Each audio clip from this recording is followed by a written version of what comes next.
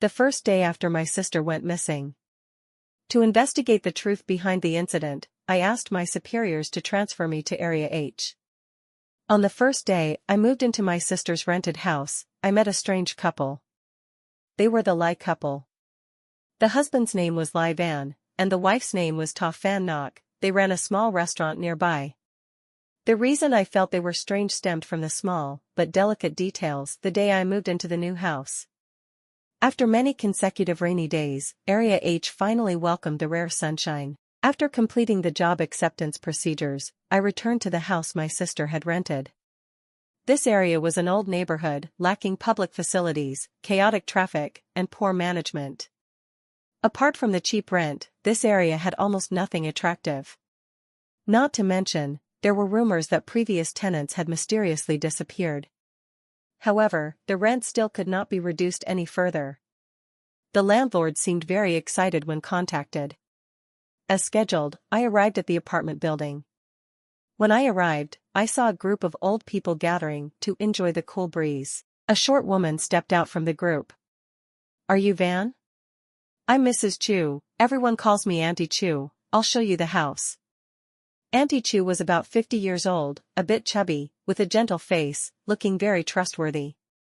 As soon as I got closer, before I could even say hello, I heard the people around me talking excitedly.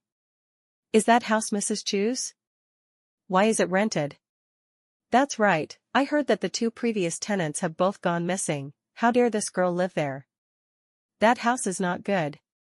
If something happens, it will be miserable for the girl. Oh, look at that fair-skinned girl, if something bad happens to her, it would be a pity." The gossip made Aunt Chu's face slightly awkward. She tried to smile, turned around and gently scolded the group of people, then turned to me and explained, "Don't listen to their nonsense. I told you, this house is not a haunted house, there is no problem at all." Aunt Chu had told me about the situation of this house. It was true that the house had been rented by two previous tenants. But the scary thing was that both of them had mysteriously disappeared. According to the police investigation, the two tenants did not know each other, and there were no unusual points during the time of disappearance. The surveillance camera did not record any suspicious images. There were no messages or information from the victims. Initially, the police focused on investigating the households in the building. But after the investigation, all were ruled out as suspects. It seemed that those missing people had disappeared right in the building without leaving a trace. The only thing the victims had in common was that they were all single women living alone. And until now, none of them have been found. The reason Aunt Chu agreed to rent the house to me was because she knew I was a police officer. Honestly, I had a good impression of this honest woman. After comforting Aunt Chu, I also reassured the group of neighbors, "Don't worry. I'm a police officer, my life is precious, I'm not afraid of ghosts, nor am I afraid of bad guys." The group gradually quieted down, and Aunt Chu and I continued walking towards the house. The apartment I rented was in Building 11, deep in the neighborhood. This building has 6 floors, each floor has 2 apartments, the apartment I rented is 502. To be honest, the house is very good. If it weren't for my sister's disappearance, I would still think this would be a great choice. The distance to the workplace is very close, the rent is much cheaper than the average, and the landlord even waived the first month's rent. Although it is an old area, the apartment has been renovated, the design style is simple and modern. After checking the house, I was very satisfied and immediately signed a contract with Aunt Chu. As soon as I left the house, I ran into a couple. The husband looked healthy, with firm muscles and dark skin. The wife sat in a wheelchair, wrapped in a thin blanket, her face haggard and her eyes blank. At a glance, I felt that they were very strange, but I couldn't tell what was strange. After a brief greeting, Aunt Chu also introduced me to them. "They are my neighbors," Aunt Zhou sighed. "Oh, both of them are pitiful, it's not easy." Hearing that, my expression was slightly moved. Then I pretended to be curious and asked Aunt Zhou, "Do the two of them have any story?" From Aunt Zhou's words, I got a rough understanding of the couple. They lived in apartment 602. The husband's name was Li Yun, the wife's name was Xia Panyu. They opened a small restaurant nearby. They had rented this apartment for quite a while. Before, both of them were teachers in the area. Then, an incident broke their peaceful life. In a traffic accident, Phan Ngoc was seriously injured, almost losing her life. Li Yun sold the house and used half of her savings to send Phan Ngoc to the best hospital in the city, but in the end her legs were still crippled. After being paralyzed, Phan Ngoc's personality changed, no longer suitable for the education profession. From then on, she just stayed at home. For convenience. To take care of his wife, Li Yun quit his stable job, brought his wife to this old neighborhood to rent a house and opened a small restaurant. The story should have ended here. But something was wrong. First of all, who was the one who made this story public? If it was Li Yun, he should have kept it a secret, instead of spreading it everywhere, causing his wife more pain. If it was Phan Ngoc, there was even less reason to explain clearly. Second of all, and the most suspicious point. Why did they rent an apartment on the top floor, the most difficult place to live? This old neighborhood had no elevator. That meant that, without help, Phan Ngoc couldn't even leave the house. She seemed to be completely imprisoned in the house. This didn't feel like being taken care of, but rather like some kind of bondage. Maybe it was my profession that made me sensitive. I always felt that there was a secret hidden behind this strange action.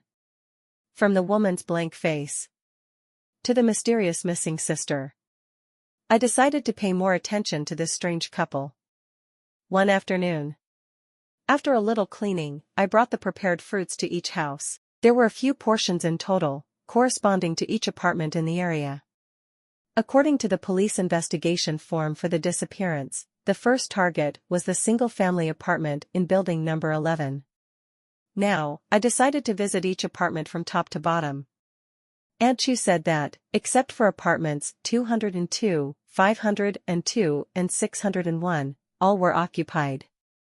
The previous owners of apartments 202 and 601 had moved to a big city for various reasons.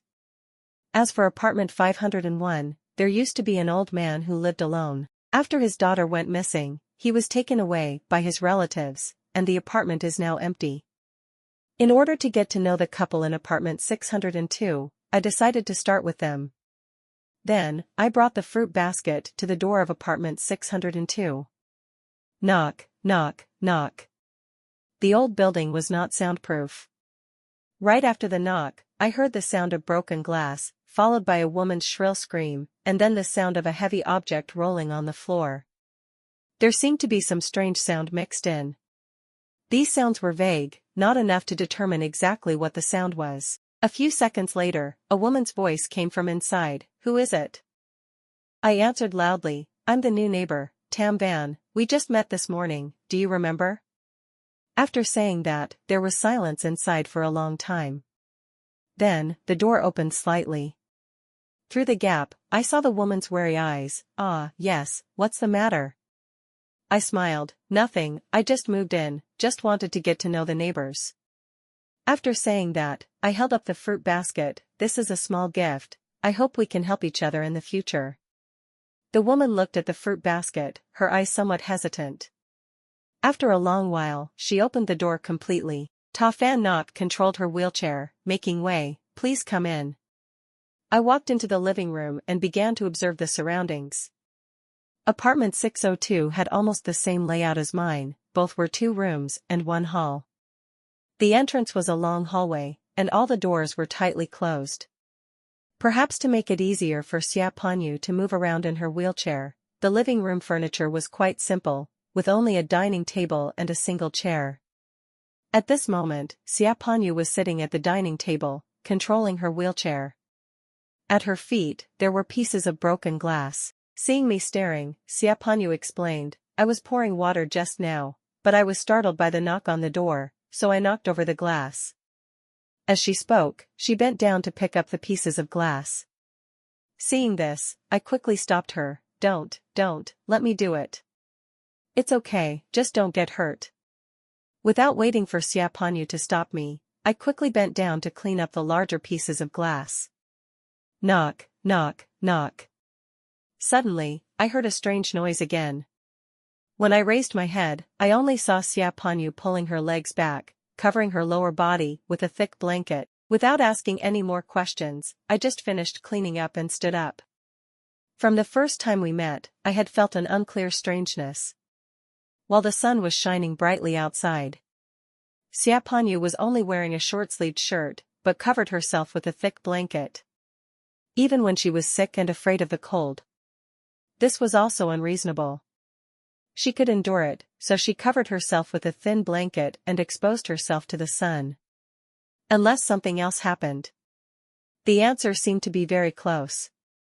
Using the excuse of picking up a piece of glass, I adjusted my perspective. Finally, from an extremely strange angle, I clearly saw the scene under the blanket. I only saw Sia Panyu's ankles locked with two thumb-sized iron shackles, the edges of the shackles rubbing against her soft skin, creating red blood stains. At the edge of the iron shackle, an extremely thick chain was attached. The chain stretched out, running straight under Phan Ngoc's skirt. In that moment, I was stunned. My eyes widened, not daring to believe the scene before my eyes. A few seconds later, Sia Panyu turned the wheelchair again. "Sister Shen, you are too polite." She paused for a moment, then continued, "My husband is coming back soon, let him clean up later." Looking at Sia Panyu, I understood the meaning of that sentence. The situation was very clear at this moment. Sia Panyu was being held captive and abused by her husband. As a police officer, I had seen many such cases. But cases like this were the most difficult to handle. Some people, after being tortured for a long time, would accept reality and then explode. But there were also people who would endure it, as if they were being tamed, not daring to run away even if their lives were in danger. If you tried to help them, you would sometimes be considered destroying the family's happiness. Looking at the current situation, Sia Panyu probably belonged to the second type. Besides, I was still investigating the truth behind my sister's disappearance. Before everything was clear, I couldn't act rashly, so I asked implicitly, "Does your husband often lock you up here?" "That's very dangerous. If you need any help in the future, just let us know." After speaking, I took out a business card from my pocket. "Here's my phone number, if you need anything, just call me." After the conversation, Sia Panyu only replied softly with a yes. But at this moment, I noticed that she shivered slightly when she heard the word police. After saying goodbye to Sia Panyu, I left the apartment. As I walked to the door, I happened to meet Li Yun. He was carrying a transparent plastic bag. The strong smell of blood wafted out from the bag. Seeing me, Li Yun scratched his head. "Does it smell?" "I just bought some fish, to nourish my wife." After saying that, he opened the bag. A gutted fish lay in a plastic bag, its eyes staring at me. The fishy smell almost hit me straight in the face, forcing me to take 2 steps back. The cramped atmosphere made the fishy smell even more unpleasant. After a few casual greetings, I hurriedly left. Evening. I ate 2 packs of instant noodles and then started reviewing the details of the disappearance in room 502. While reviewing the documents, I compared them with the information I had gathered today. This old residential area was in much worse condition than the surrounding residential area. Here, the residents had 2 main types of status. One was elderly people, the other was families with economic pressure, which accounted for a large number. In this 11-story building, most of the households fit into those 2 statuses. Every floor had an elderly person living alone.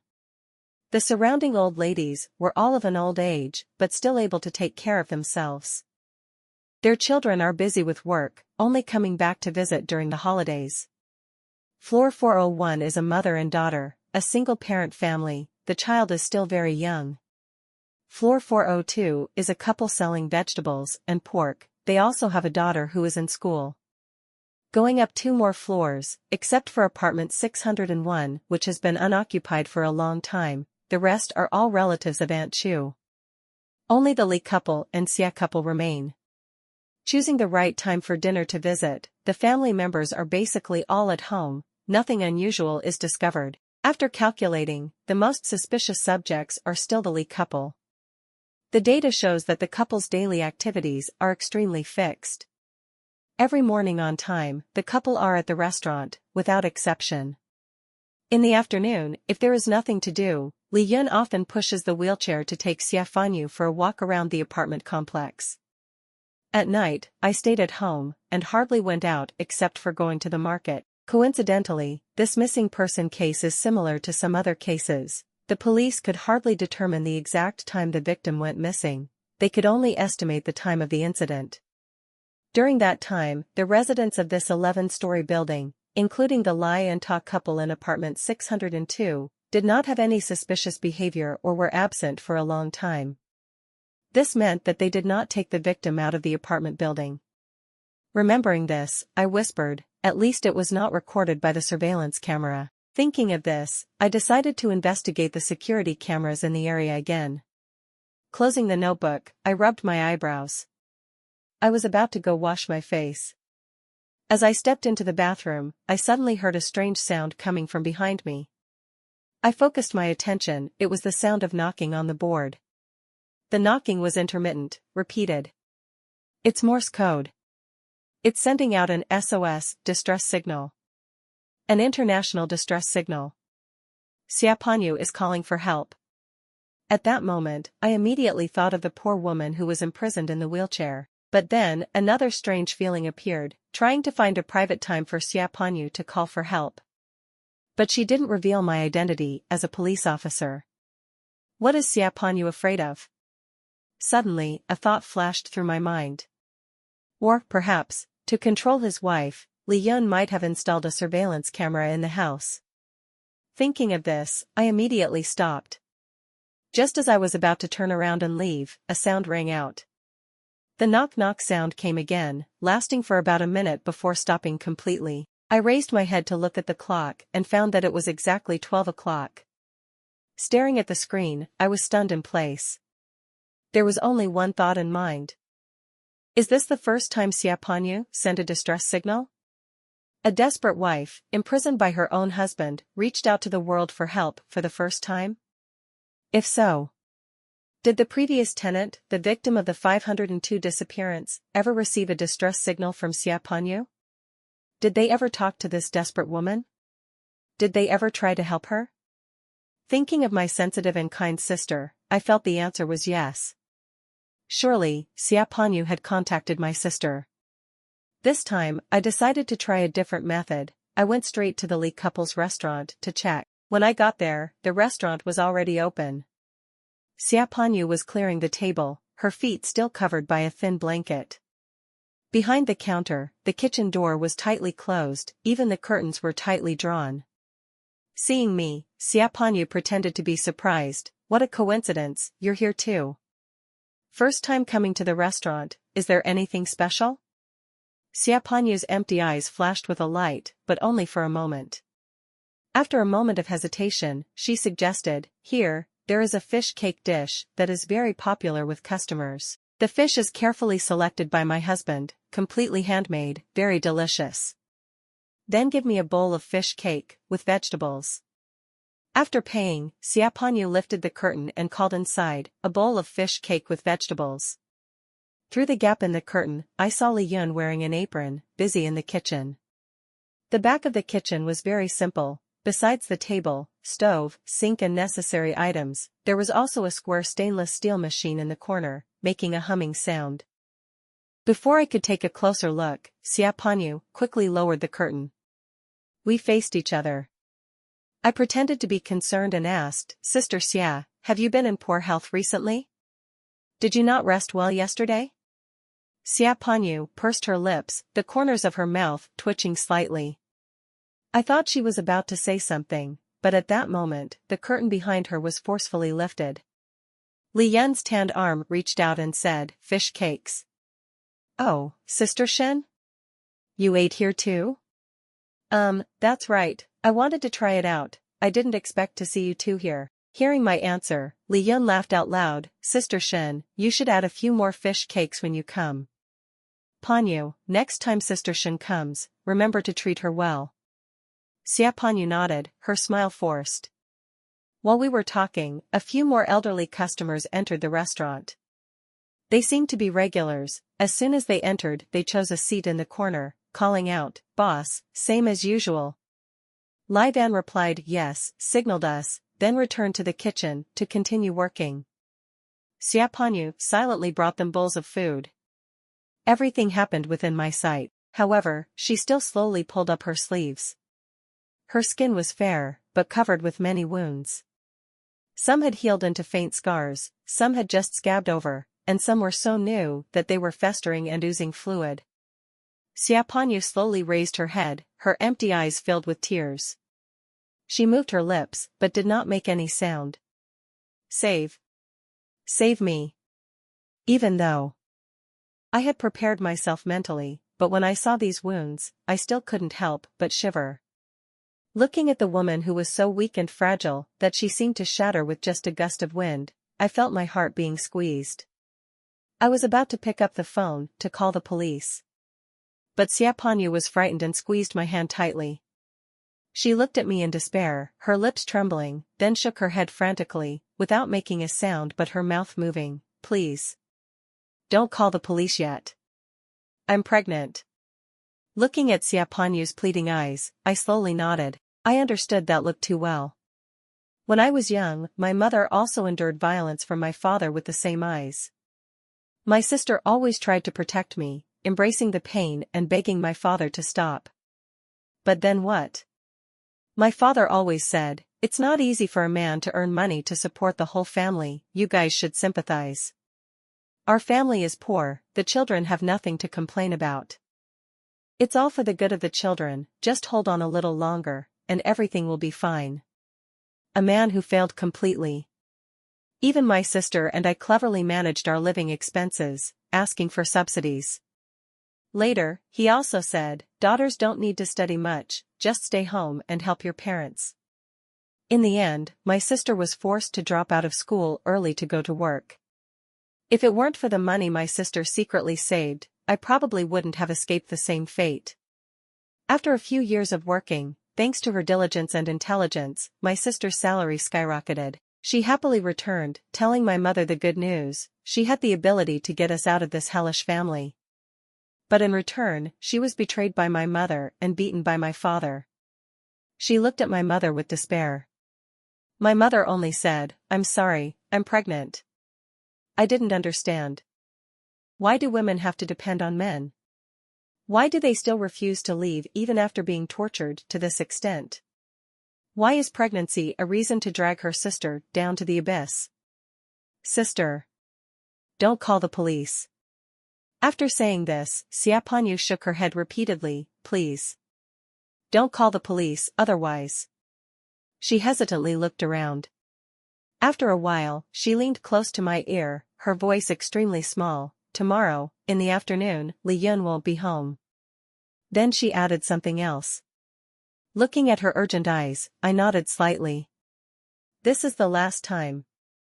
This is the last time? Meaning, she had tried many times before? Realizing the contradiction in Xia Panyu's words, I remained calm and nodded in agreement. Based on Xia Panyu's every expression today, I decided to act immediately. After work, I refused my colleague's invitation and quickly returned to the residential area.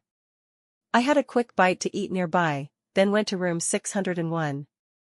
After I rang the bell, Xia Panyu opened the door and invited me in, then locked it. I was a little suspicious, but didn't say anything. Xia Panyu gave me a glass of water. "Sit down, I'll tell you everything." Officer Shen. Hearing that way of calling, I was slightly stunned. Before I could ask anything, her next sentence made me freeze on the spot. "Officer Shen, all these crimes are because of another girl who was abused by Li Yun." Hearing Xia Panyu's words, my eyes sharpened. "What did you say? Are you sure of what you said?" As if afraid that I wouldn't believe her, Xia Panyu grabbed my hand tightly. "Officer Shen, please believe me. They were all brutally murdered by him because they discovered the truth about Li Yun's abuse." Hearing this, I felt like I was struck by lightning. My sister had been missing for a long time. I had also guessed that something bad might have happened to her. But when this sentence was revealed, I still felt like I was suffocating. what exactly happened? It took me a long time to find my voice again, but my throat was as dry as a desert. Taking a deep breath to calm myself, I asked, "You said they were all murdered to save you. Then why are there still victims after victims?" I narrowed my eyes, observing the woman in front of me. If she was really as gentle and kind as she appeared, why didn't she tell the truth when the police investigated? Why did she let the matter continue, even causing more girls to be harmed? Faced with my question, Phan Ngoc flashed a look of pain. She was silent for a long time, then her voice hoarsely replied, "I was too cowardly, even despicable. I didn't dare to resist Li Yun's violence, but I begged others for help. It was those girls who got into trouble to save me. But I still chose to cover for him, even dragging innocent people down the abyss time and time again. But when they encountered trouble, seeing them suffer what I was suffering, seeing them angrily reaching out to help, I was still controlled by him. What if, just once, what if I really escaped his clutches?" Having said this, she couldn't help but tremble. I clenched my fists at my waist, not daring to believe what I was hearing. What about them? What about those kind girls who were harmed? Have you ever thought about protecting them, or are you just afraid for yourself? Is it worth risking their lives? Thinking about how my sister had died tragically just to save a woman like this, my heart ached. Facing my anger, Phan Ngoc was strangely calm. "Officer Shen, you must despise me a lot, right?" She laughed bitterly. "Don't talk about you, even I despise myself. To tell the truth, if it weren't for the child in my belly, if it weren't for the hope this creature carried, if it weren't for the desire to be freed from this sick family, I wouldn't have revealed the truth. Perhaps I would carry this secret with me, letting it rot with me." At this point, she paused for a moment, then looked at me. Just because of a life that was already ruined, in order to protect the child in her belly, she was willing to endure without daring to resist. That was her reason. "Officer Shen, is that reason enough?" Under the dim light, Phan Ngoc finished telling a horrifying truth. Phan Ngoc's real name was Pundi, born into a family that favored boys over girls. When she was 6 years old, her parents died in a natural disaster. Thanks to her hard work, she passed the university entrance exam and changed her name. After graduating, she returned to her hometown to become a teacher, where she met her current husband, Li Yun. At first, Phan Ngoc was very fond of this hardworking and serious colleague. The two quickly became a couple and got married 2 years later. However, after getting married, Phan Ngoc discovered that Li Yun had a pathological desire to control her.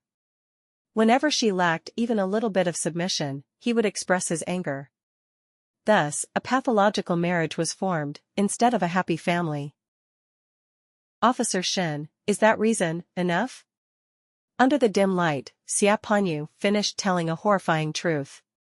Phan Ngoc's real name was Pundi, born into a family that favored boys over girls.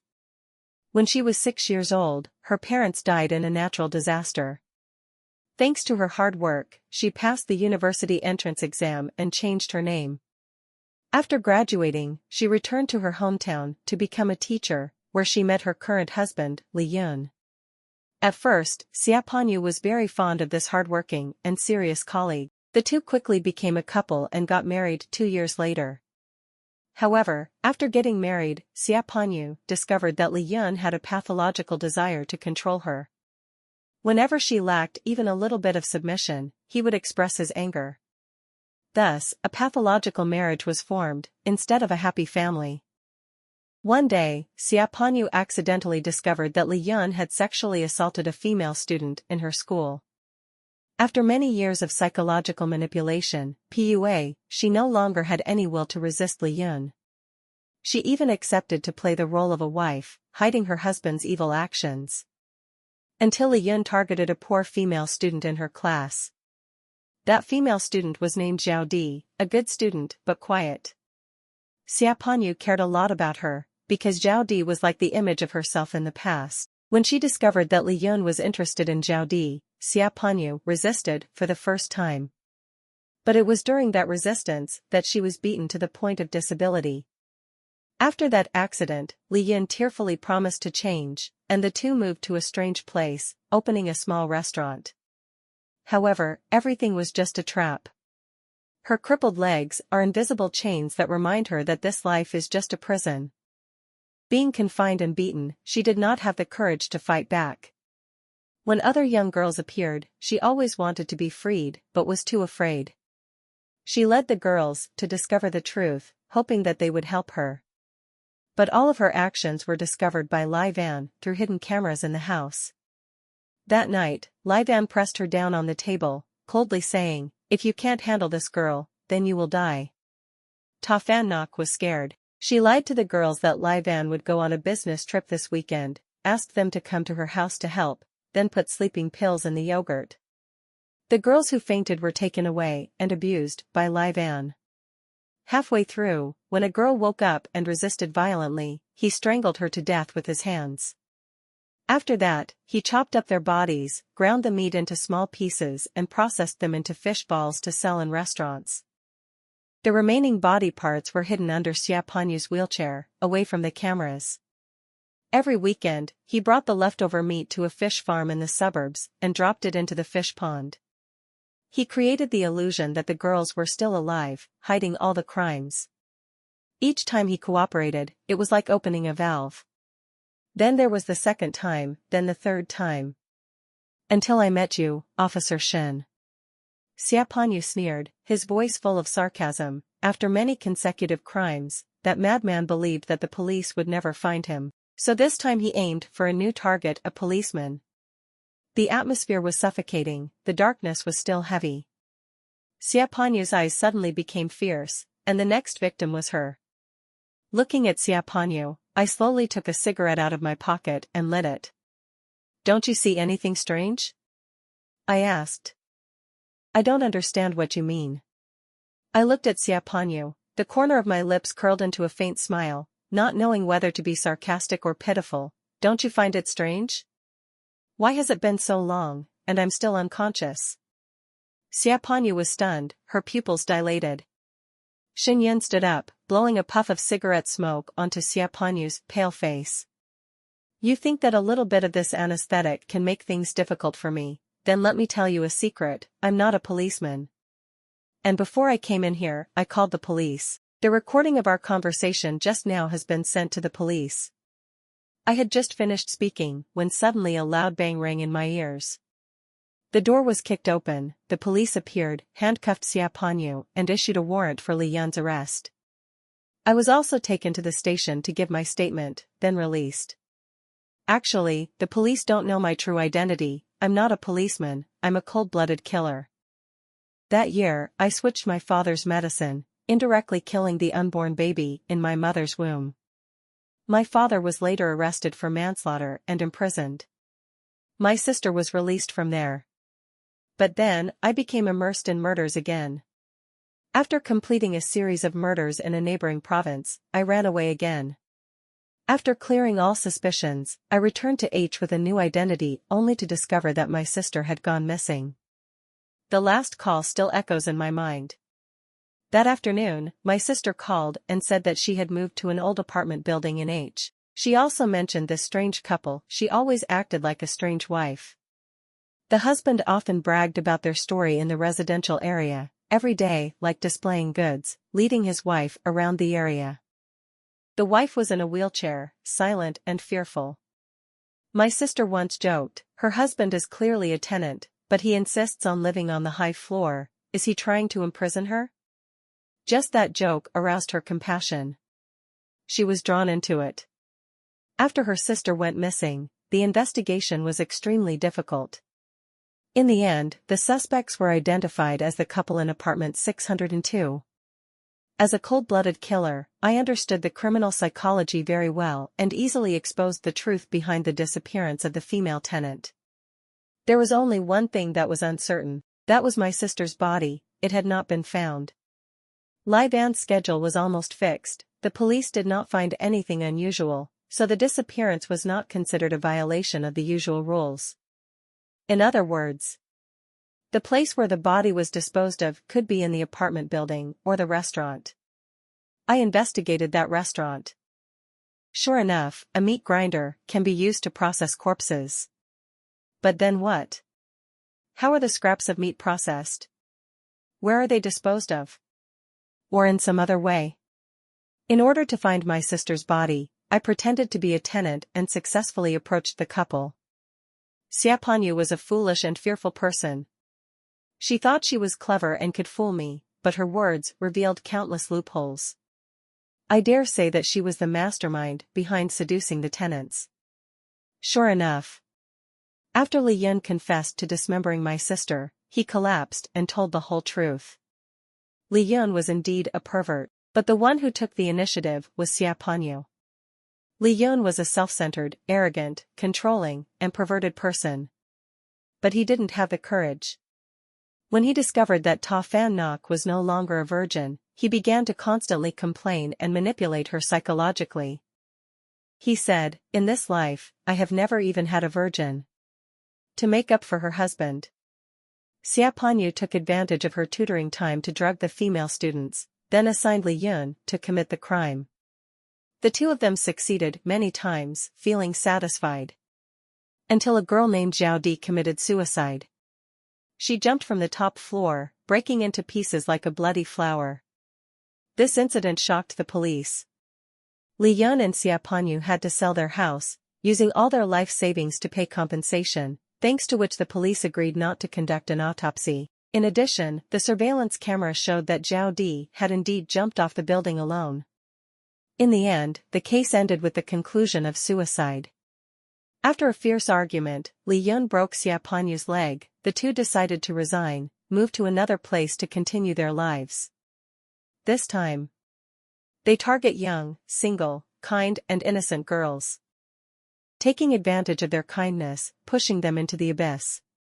After telling the story, Phan Ngoc cried and begged for mercy. "Even if I am guilty, the child in my womb is innocent. Please spare him. But I only cared about one thing, that's right, that year your parents both died from natural disasters."